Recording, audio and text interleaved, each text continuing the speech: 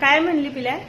माझ्या मैत्रिणीचा बर्थडे. अरे बापरे, खूप आनंदाची गोष्ट. त्या मैत्रिणीचा बर्थडे आहे. पार्टी मागणार. गिफ्ट तर कवाच दिलं, हं. पण आता पार्टी मागणार. काय पार्टी देणार आहे ती? मी हं. पावभाजी खायची. तिच्याकडून पावभाजी नाही दिली, समोसा खायला. समोसा नाही दिला, पाणीपुरी खायला. आवडतं तुला खूप जास्त की कमी? समोसा नाही आवडत. मग काय? पावभाजी आणि मिसळ पाव. मिसळ पाव आवडतं. अजून काय नाही.